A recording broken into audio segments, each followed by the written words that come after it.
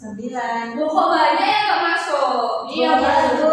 Kenapa kok pada nggak masuk ini? Ada yang sakit, ada yang telat mungkin, Bu. Oh, kok bisa telat kenapa?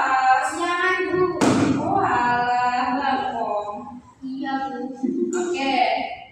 Sekarang kita berdoa dulu ya sebelum mulai kelas. Kita kelasnya siapa? Saya, Bu.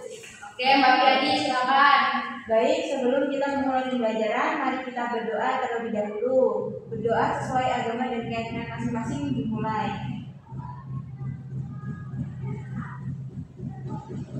Berdoa selesai. Amin. Ya, kemarin kita udah belajar apa, anak? Ayo, bab 4, siapa yang ingat? Bab 4, tuh gak ada yang ingat. Lupa. Bab 4 kita kemarin udah belajar tentang tes prosedur.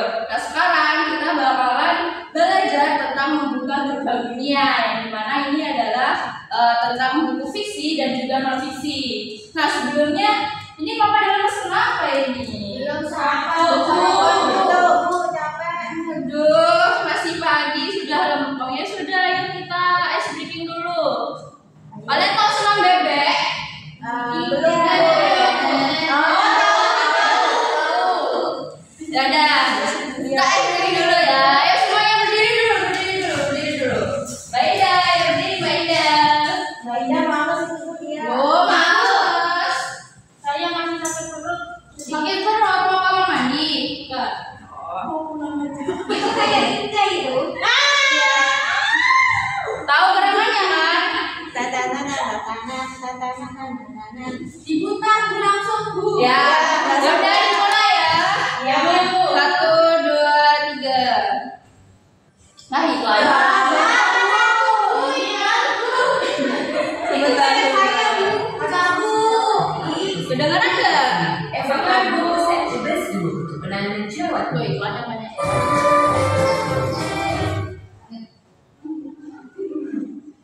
Ayo, diikuti iramanya ya. Ya.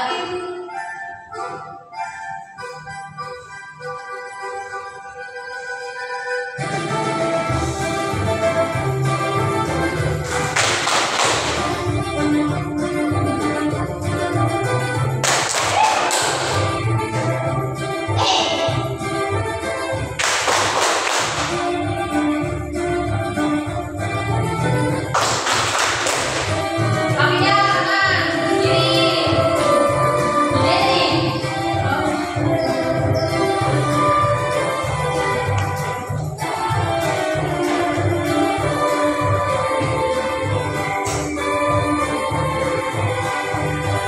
Ayo, teman-teman.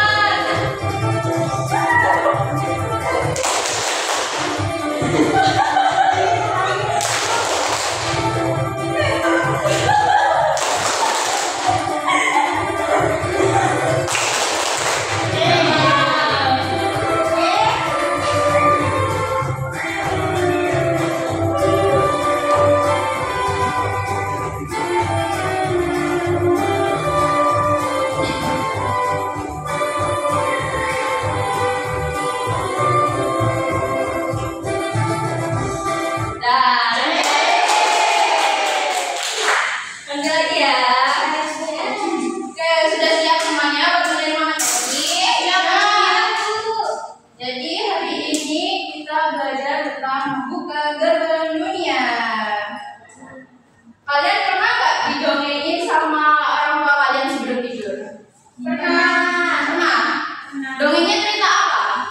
Tentang apa? Hantu. Hantu? Iya. Nggak mimpi buruk nanti pas tidur. Oh, berani Mbak Piadi ini. Mungkin ada yang pernah baca buku Tinkerbell? Saya pulang, Bu. Ya, kalau silakan masuk.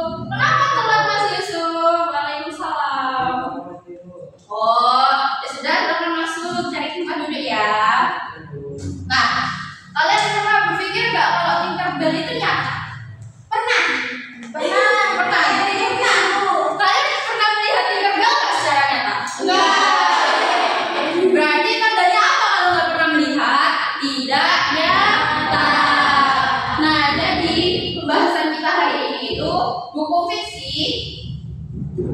Oh ya, tujuan pembelajaran dulu ya, apa ini dulu. Nah, buku fiksi itu buku karangan dari seorang pengarang berdasarkan imajinasi dan bukan berdasarkan kejadian nyata. Jadi Tinkerbell ataupun buku-buku atau film kartun yang pernah kalian tonton itu bukan termasuk ke dalam kejadian nyata.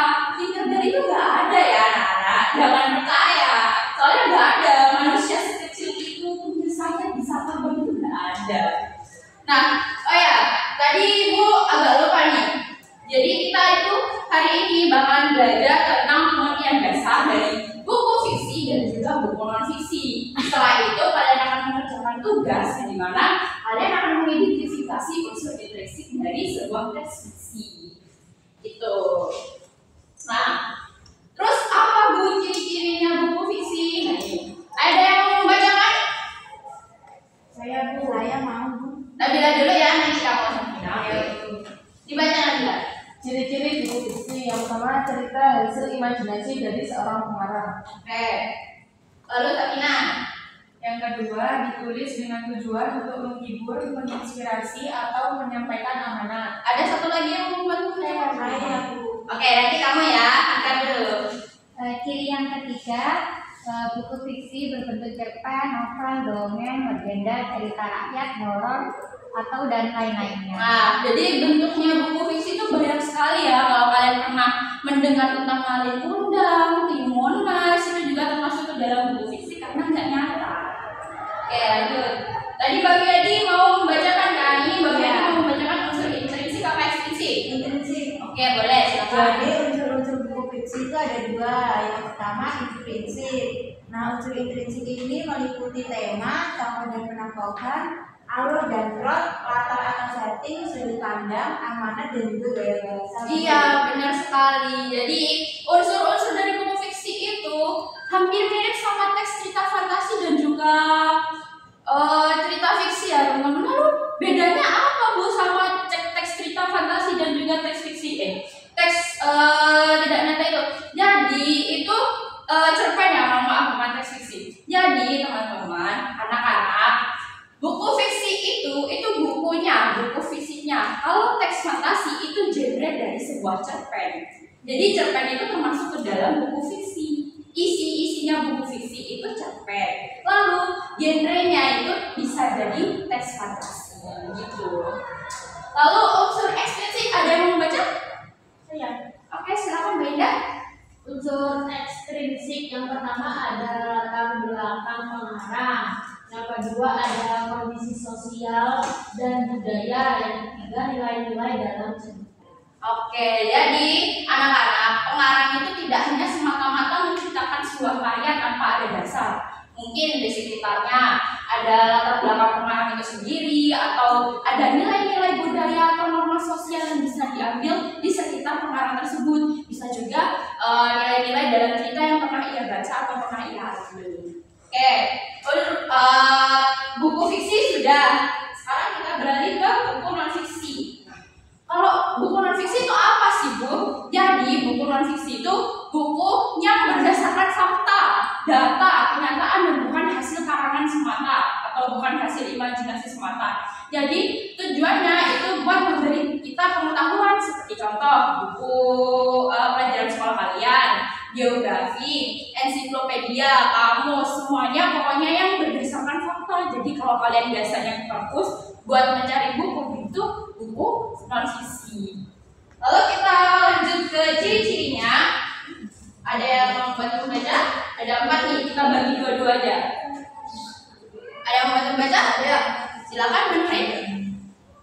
Ciri-ciri buku non fiksi yang pertama itu bersifat faktual, yang kedua bersifat informatif dan edukatif. Nah, tadi kan sudah Ibu jelaskan, buku non fiksi itu pasti berdasarkan fakta dan ada datanya, bisa dibuktikan secara ilmiah, lalu bersifat informatif dan juga edukatif. Jadi dia pasti memberikan kita pengetahuan atau wawasan yang tidak diketahui. Ada lagi yang membacakan ini? Boleh? Ciri yang selanjutnya adalah bahasanya formal dan lugas. Terus yang terakhir berdasarkan riset, pengalaman nyata atau sebuah data. Iya, apalagi kalau misal teman-teman kalian itu ada yang minta kuesioner gitu, nah itu pasti dibantu untuk mencarikan data untuk dijadikan penelitian atau riset atau sebuah data. Nah contoh-contohnya itu ya tadi Ibu udah jelaskan kan, ada buku pelajaran, buku biografi, ensiklopedia, kamus, dan masih banyak juga buku non-fiksi yang lainnya. Bu, ensiklopedia itu apa? Ensiklopedia itu mirip-mirip sama kamus, tapi bukan kamus. Kalau kamus kan kita mencari kata lalu ada artinya. Kalau ensiklopedia itu kayak gimana ya? Kata kunci gitu. Iya, kata kunci kayak glosarium gitu. Paham? Oke. Kita lanjut ke unsur-unsurnya ya. Nah, unsur-unsur buku non-fiksi ada yang mau membacakan? Saya Silakan. unsur-unsur buku fiksi yang pertama. Non-fiksi. Oh iya. Enggak apa-apa. Unsur-unsur buku non-fiksi yang pertama ada judul, pendahuluan, daftar isi, bab-bab, kesimpulan, daftar pustaka, dan juga lampiran. Iya benar banget ya. Jadi anak-anak kalau buku non fiksi itu unsur-unsurnya cuma satu aja tapi banyak. Jadi yang pertama kita harus punya judul. Karena kalau kita nggak punya judul kita nggak tahu apa yang kita cari kan. Pendahuluan ini biasanya bisa prakata dari seorang pengarang kenapa beliau itu menuliskan buku tersebut. Lalu untuk daftar isi ya kita pasti akan mencari sumber-sumber melalui mengecek isinya itu ada apa saja di dalam buku tersebut. Lalu bab-bab untuk membagi subbab per babnya, kesimpulan untuk menyimpulkan isi dari buku tersebut itu apa. Lalu daftar pustaka harus menyertakan sumber yang sangat valid ya. Jadi tidak boleh sumber dari berita atau jurnal-jurnal yang kurang dipercaya gitu. Lampiran ini bisa diinputkan atau dimasukkan atau tidak, tergantung kita melampirkan gambar atau tidak, melampirkan tabel atau tidak. Jadi untuk lampiran ini bisa ada, bisa juga tidak. Dari sini untuk buku fiksi dan non fiksi ada yang mau ditanyakan? Sebelum kita lanjut, belum ada pertanyaan. Belum. Oke. Sekarang kita bakalan bercerita. Nah, di sini Ibu punya teks ya. Ibu minta kalian bergantian yang membacanya. Biar semuanya bisa membaca dengan lantang dan jelas. Kita lagi membaca. Di sini ada cerita hitam dan U. Ini adalah cerita fiksi. Nah, ini. Siapa mau membaca bab 1 atau bab 2? Oke, Nabila silakan. Bab 1, gelombang besar. Hitam dan Michelle sedang asik bermain gasing ketika terdengar nyanyian yang sudah sangat mereka kenal. Lagu itu lagi. Apa Cik Lam tidak bosan ya? Kata Hitam. Ini penting, sudah Cik Lam. Cik Lam, Iya, enggak apa-apa. Belum selesai kalimat Cik Lam, mendadak bumi berguncang hebat. Hitam dan Michelle berlari ketakutan. Tak lama kemudian, guncangan itu reda. Hitam dan Michelle kembali ke pantai untuk bermain gasing. Namun air laut telah surut jauh sekali, meninggalkan banyak ikan bergelimpangan. Penduduk desa beramai-ramai mengumpulkan ikan-ikan itu. Oke. Lanjut.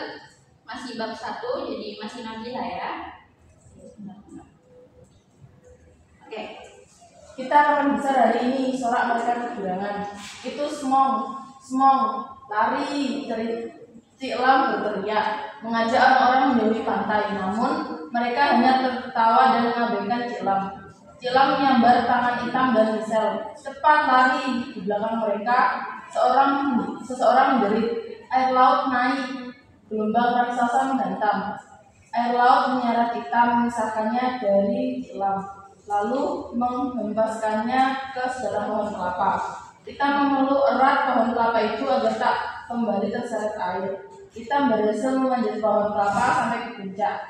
Dari atas yang terlihat hanya air dan air, tidak ada misal, tidak ada siapapun. Kini hanya ada dia dan pohon kelapa itu. Oke, lanjut ke bab 2. Siapa yang mau membacakan? Saya Bu. Oke, Safina. Bab 2. Hari ketiga, kita mendengar seruan-seruan. Beberapa orang terlihat mencari-cari di antara puing dan reruntuhan. Silam ada di antara mereka. Kita berteriak dan membayang-bayangkan perut aku. Tim penyelamat pun membantu Itam turun. Jangan khawatir Itam. Silam memeluk Itam. Semuanya baik-baik saja. Tidak, Itam tidak merasa baik-baik saja. Dia menolak dari pelukan Silam. Itam segera berlari ke arah rumahnya mencari ayah dan ibu. Namun semuanya porak-poranda, tidak ada yang tersisa kecuali sebatang pohon nangka. Itam berlari ke rumah Misael. Yang ditemuinya hanya reruntuhan, sebuah taman menunggu pundaknya, Silam. Orang tua dan temanmu sudah tiada, ujar Silam dengan sedih. Silam dan tim penyelamat sudah mencari mereka kemana-mana, tidak ada. Tidak, Itam berteriak marah. Mereka pasti masih hidup. Aku akan mencari mereka. Seharian Itam mengelilingi Gampong, tetapi dia tidak menemukan ayah dan ibu, tidak juga Michelle. Ketika malam datang, Silam mengajak Itam ke rumahnya. Itam terpaksa ikut, tetapi dia tidak mau menyentuh makanan yang disuguhkan Silam. Kelelahan, Itam pun tertidur. Oke, lanjut. Masih bab 2. Itam mencari ke posko penyelamatan. Itam mencari ke tenda darurat. Itam berjalan berjam-jam lamanya, bahkan ke gampong-gampong sebelah. Setiap hari, selama berminggu-minggu, Itam mencari. Akan tetapi, Itam tidak menemukan ayah dan ibunya. Ayo pulang Itam, sudah hampir malam. Silam berusaha membujuk Itam. Tidak, aku tidak mau pulang kalau tidak ada ayah dan ibu, teriak Itam. Dan dengan sengit dia berkata, kenapa Silam tidak membantuku? Sudah 30 hari sejak tsunami berlalu, jawab Silam. Sudah waktunya kita berhenti mencari. Tidak, aku tidak mau menyerah, aku tak mau pulang bersama Silam. Itam berteriak dan berlari menjauh. Dia berlari menuju pantai. Di sana dia melihat bayangan tinggi hitam dan daun-daunnya yang melambai. Itam menyarankan tubuhnya ke pohon yang telah menyelamatkan hidupnya itu. Telinganya dia tempelkan ke batangku. Apakah kamu melihat ayah dan ibu? Apakah kamu melihat Michelle? Beritahu aku. Namun pohon kelapa itu hanya diam. Oke, lanjut ke bab 3. Ada yang mau membacakan? Atau Ibu pilih? Yusuf belum baca Bu. Oke, Mas Yusuf baca. Dari mana? Itu dari atas dari bab 3. Bab 3, jalan Hitam dan Semau. Hei Hitam, di situ kamu rupanya. Suara Hitam memanggil Hitam. Bagaimana kalau kamu membantu Hitam memperbaiki jalan? Hitam langsung bangun. Dia tidak ingin mendekati jalan Hitam. Jalan menginginkannya kepada ayah. Dulu Hitam sering membantu ayah memperbaiki jalan. Dan Hitam bukan ayahnya. Hitam mulai bekerja sendiri seperti biasa. Dia mendengarkan lagu kesukaannya. Semoga saiznya terdengar dan iramanya amat indah. Hitam terhanyut menikmati lantunan lagu itu. Hitam sejenak terdiam. Bagaimana keluarga Ciklam? Tanya Hitam. Apakah mereka selamat? Ayahku selamat, tetapi kakekku tidak. Begitu pula paman, bibi, dan beberapa sepupuku yang masih kecil. Mereka hilang tersapu ombak. Kami tidak pernah melihat mereka lagi. Hitam tampak berusaha tetap tersenyum. Hitam mengamati Hitam yang kini diam, terus memperbaiki jalan. Perlahan Hitam mendekati Hitam dan meraih ujung jalan. Aku boleh bantu Hitam, ayah Hitam. Lanjut lagi. Apakah masih bab 3? Sudah bab 4. Ya, siapa yang mau membacakan? Saya Bu. Oke, silakan Mbak Fedi. Di depan itu Michelle. Kita menggoreskan satu garis lagi di batang pohon itu. 180 hari, bunga hitam. Dia tempelkan telinganya ke batang pohon. Temanku, adakah yang terlihat olehmu dari atas sana? Tanya Hitam. Beritahu aku ya kalau kamu melihat sesuatu. Di mana ayah yang itu saat ini? Kita bertanya-tanya dalam hati. Kita menghayal mungkin ayah pergi melaut ke tempat yang jauh mencari ikan yang besar. Mungkin itu melanjutkan sekolah lagi seperti yang selalu diimpikan. Sementara Michelle mungkin sedang mengikuti perlombaan gasing tingkat dunia. dia pasti menang. Kita tersenyum sendiri membayangkan semua itu. Tiba-tiba kita melihat seorang anak laki-laki berlari melintas. Dia terlihat seperti misal. Anak itu membanting sebuah besi ke tanah. Kita menahan nafas. Itu pasti bisa sudah pulang. Misal, kita berteriak memanggil.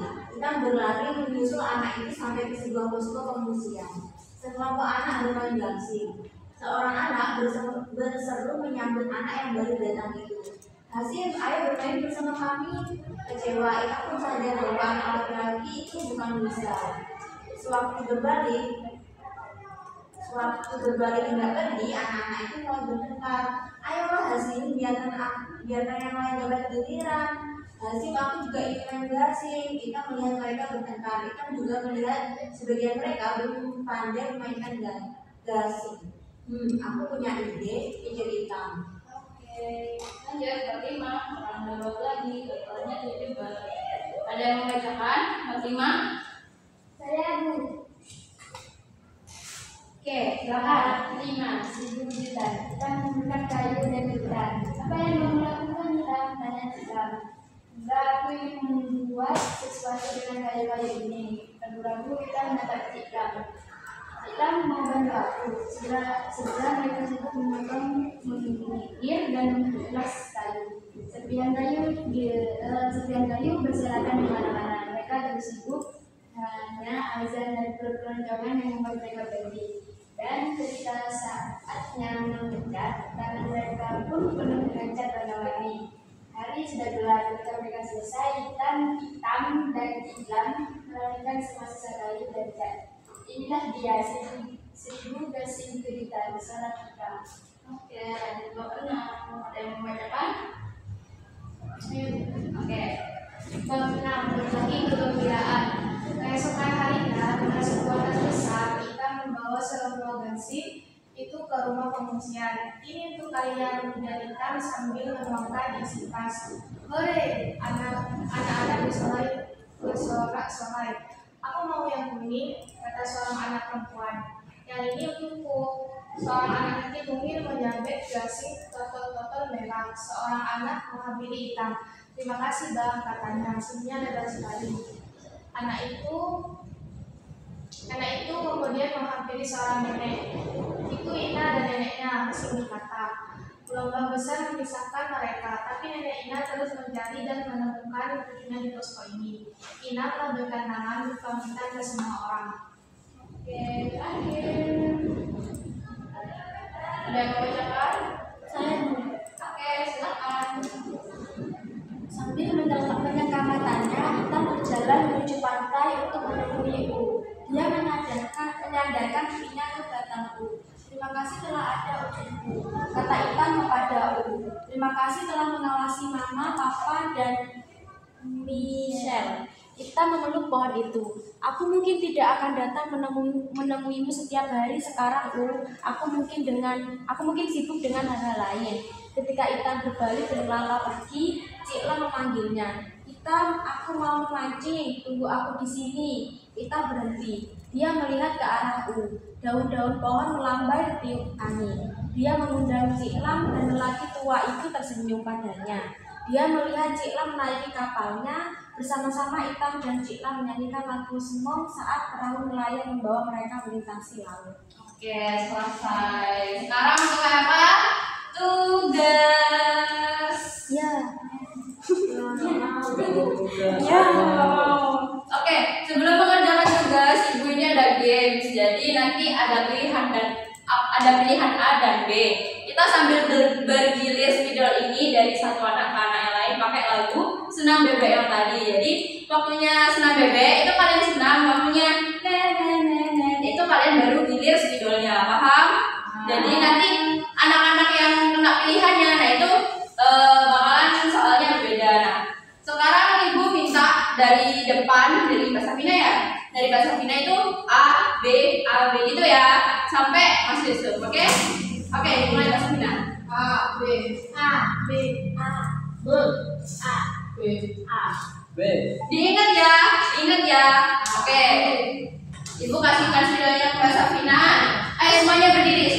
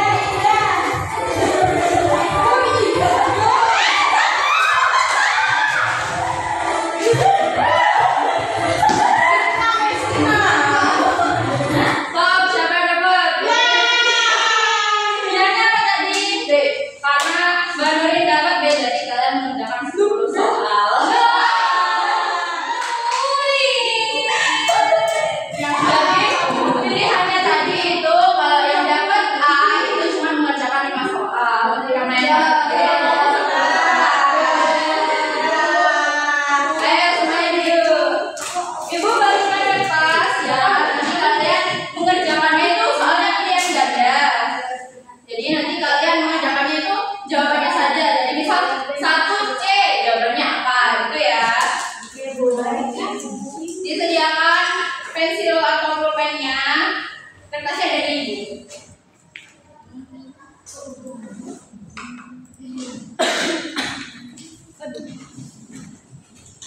Ditulis nama kelas, nomor absen. Jangan lupa.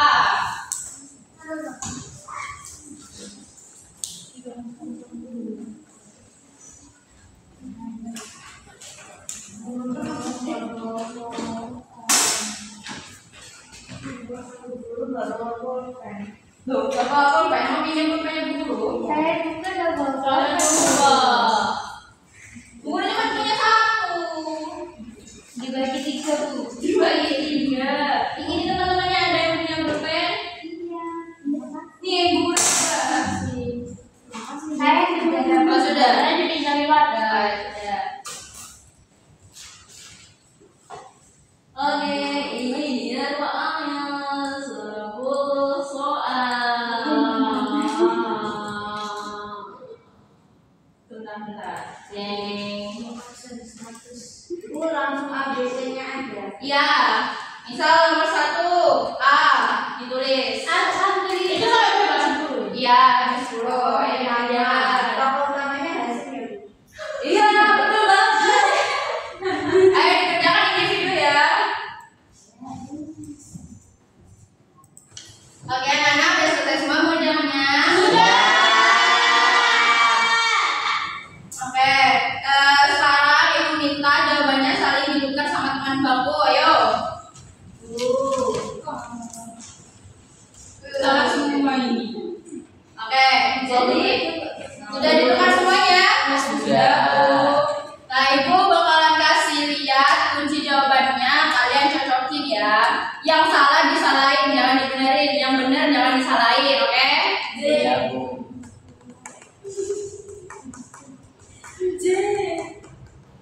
Ya, jangan dikoreksi jawaban temennya. Kok bisa aku dapat 50? Wow, 100 Bu. Salah 5 kayak. Nabila dapat 100. Nabila nyentuh saya, Bu dapat 100. Enggak boleh. Oh, tidak nyusul tadi Bu. Tidak Bu. F0. B10. Woi, keren. Sudah. Kan Sudah belum? Sudah. sudah, Bu. Sudah. Sudah semua. Coba di sini siapa yang dapat nilai 100? Saya. Nabila. Saya.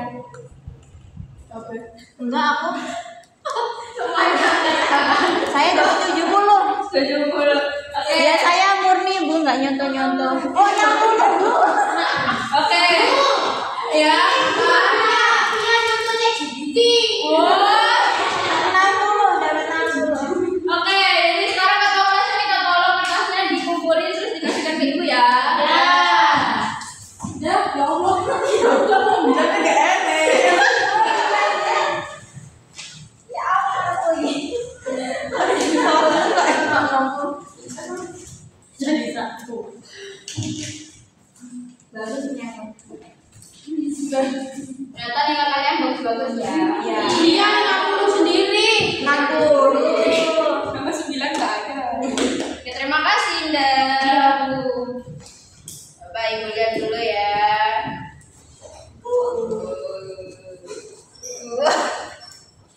Oke. Nah, jadi kita hari ini sudah belajar tentang buku fiksi dan juga non fiksi. Di mana kita sudah belajar pengertiannya, unsur-unsurnya, strukturnya, dan juga perbedaannya. Di sini dari semua proses belajar yang sudah kita lewati hari ini, adakah dari kalian yang ingin bertanya? Mungkin materinya kurang jelas Bu, atau soalnya kurang susah Bu, atau Iya, Bu, kurang susah. Oh, kurang susah. Kurang susah tapi nilai kamu Oh, Iya. oke. Apakah ada yang ingin bertanya? Tidak. Kalau tidak ada, jadi jam ibu udah habis ya, sudah selesai. Hari ini kita sampai sini dulu. Untuk minggu depan kita akan praktek menulis teks fiksi. Oke,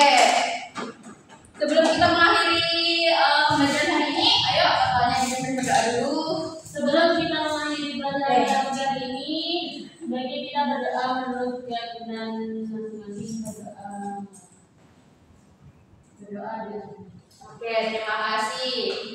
Habis ibu ini siapa pelajarannya? Bu Nilam. Bu Nila. Ya. Sudah ulangan belum kalian? Belum. Oke. Aduh.